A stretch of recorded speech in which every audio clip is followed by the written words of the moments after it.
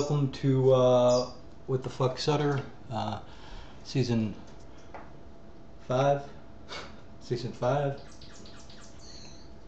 Well, I'm writing out of my home office today, in a very rainy day here in Los Angeles, with, where is he? With Django in the background. Hi, Django. Django. Very tired. Look at that, a dog lying by his master's slippers. I'm just a storybook. I'm just Father Knows Best. and sometimes a cunt. What am I doing? Oh, I'm answering questions here from the new website. People have embraced lots of questions on the website,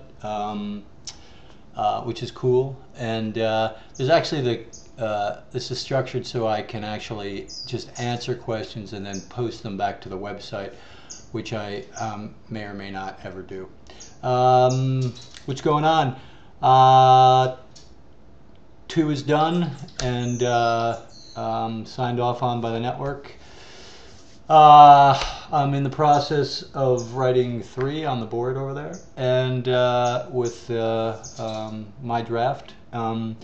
We are in the room breaking 5, and all is somewhat pretty much on schedule. Some of my production crew comes back. Tony Medina comes back, my set designer, on Monday, and we start building shit. You know, the people with real jobs start coming back. And we're in the casting wise, you know, we cast Jimmy Smits, and we're in the process of casting Damian Pope. I'm taking some meetings and looking at reels and that kind of stuff. As far as the other roles, we're still sort of fleshing those out, and they probably won't be cast on, you know, really until those episodes begin to prep. And that's kind of the drill. Here's first question comes from I don't know who this comes from.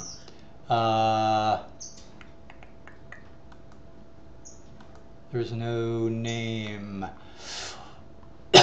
All I have is an IP address. But the question is, what inspired the storyline of Heart Conditions? You know, obviously there's some great thematic qualities to that, and some, you know, metaphors of you know, the Teller family flaw being essentially a broken heart. But it began with, you know, I knew in the pilot I was going to complicate the birth of Jax's child with with some sort of physical ailment, and after some research, the chronic heart condition seemed to make the most sense. And then it was really at that point that I then added it to the sort of mythology of the family, giving Gemma the scar from her open heart surgery, and you know, suggesting that it runs in the family. And then, you know, obviously we get to continue to play out those things thematically, and we'll play with it again a little bit this season with another character. So you know, I basically like to beat themes into the ground until they're fucking dead. That's the way I roll. My next question, I had another one here. What was it? It was, oh, this is a good question. And again, for some reason, there's no name on this one. which is Clay still a part of the club or not after everything that has happened? Yeah, you know, if of course he is. I think you know, the interesting thing is that there's only a few people that know different pieces of the truth. You know, Tara and Gemma know more truth than Jax, and obviously Jax knows more truth than everyone else in the club, and as does you know, as does Clay, obviously. So we'll sort of in the premiere episode this season, as we tend to do, we try to bring people up to speed in terms of the logistics of, you know, because it's a complicated world, and as far as relationships and where people are standing in the club, and we're able to do that in the premiere, sort of remind people, you know, who knows what, honestly, and it's sort of the blessing and the curse of running in a world with so many secrets, is that sometimes you have to track them yourselves.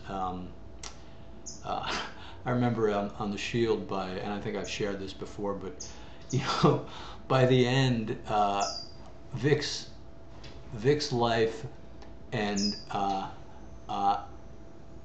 trail of wreckage was so deep and complicated that we literally had to start to graph all the things he had done and all the people it had impacted, and you know, this crew connects it to this crew, so that guy would know, and he killed that guy, and you know, because it just became very incestuous, and you know, you have to be careful after a while that your mythology doesn't begin to implode and eat itself, which is really why on Sons I try to build the mythology out with new characters and new relationships, and expand it, you know, as we did in season 3 when we went to Belfast. There was a sense of expanding the mythology, knowing that I wanted to do this for another 4 seasons, just to give it some width, so that as I wrote the show, it didn't begin to implode and spin on itself too early, as it will begin now in season 5. That it will begin to spin in much smaller revolutions and tighten up. So I've completely lost the point of the fucking question, as I usually do.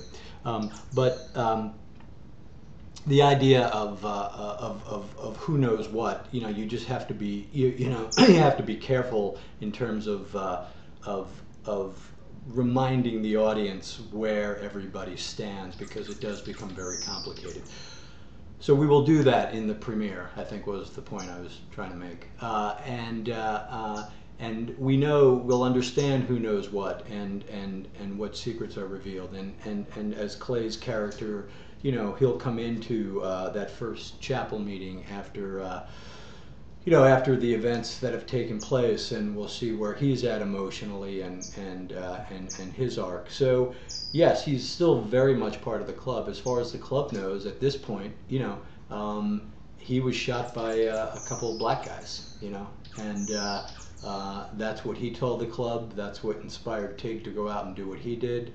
You know, it's only you, the audience, and several people within inside the club that actually know the real truth. So yes, and you know, I know there was a lot of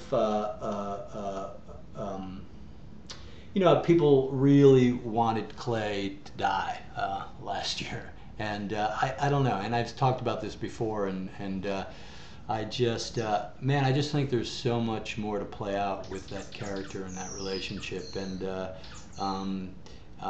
it's just such a, you know, the web and the lies and the traps that have been laid out, and that for him, and that he has laid out for other people, are still out there, and I just think there's so much more to play. So I think it'll be, I think that storyline continuing will ultimately be much more satisfying for the fans than if he did go away. At least that's my point of view on it. And I know I love writing those scenes. I love that that's still part of the mythology that we get to play with. So that's the deal.